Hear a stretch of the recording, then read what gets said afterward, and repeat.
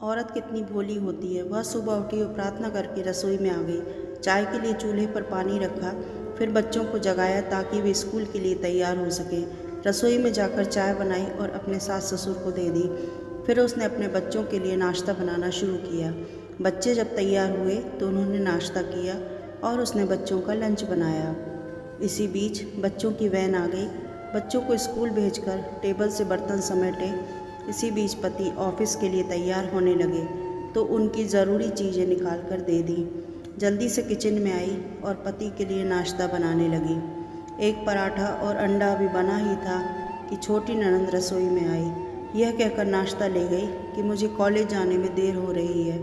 उसी समय देवर भी यूनिवर्सिटी जाने को तैयार हो गया। जल्दी से पति और देवर के लिए नाश्ता बनाया और मेज़ पर रख दिया। 9 बजे पति ऑफिस गया तो उसने आकर टेबल से बर्तन उठाकर सास और ससुर के लिए नाश्ता बनाया। जब तक सास ससुर ने नाश्ता किया तब तक वह रसोई साफ कर बर्तन धो चुकी थी। सास ससुर के नाश्ते के बर्तन समेट ही रही थी कि तभी सफाई वाली मासी आ गई तो उनके साथ मिलकर घर की साफ सफाई की। मासी को विदा किया तो 11 बज चुके थे। तभी घंटी बजी और उसकी विवाहित नंद अपने 2 छोटे बच्चों के साथ आ गई। मेहमानों के लिए जल्दी जल्दी चाय और उसके साथ कुछ नाश्ता बनाया। उसी समय 12 बज रहे थे। वह जल्दी से रसोई में खाना बनाने गई तो सास की आवाज़ आई, आज अपनी ननंद के लिए कुछ अच्छा बनाना।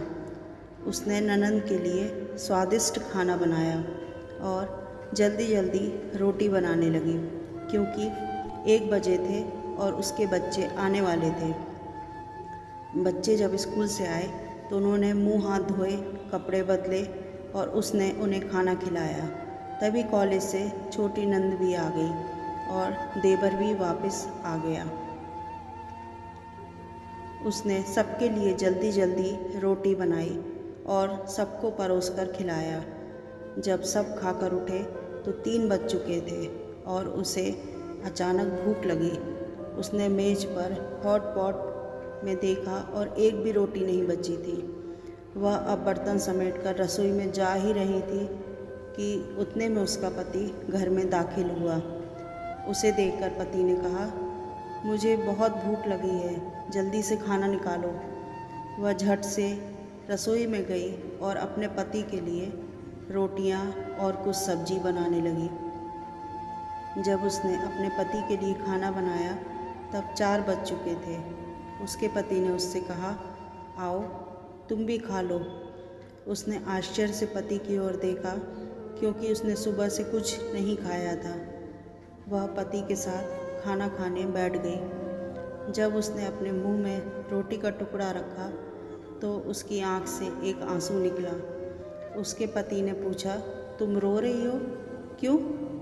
उसने सोचा, मैं इनसे क्या कहूँ, ये सब जानते हैं कि ससुराल में इतनी मेहनत के बाद मुझे यह रोटी मिलती है जिसे लोग मुफ्त की रोटी कहते हैं। उसने अपने पति को उत्तर दिया, कुछ नहीं।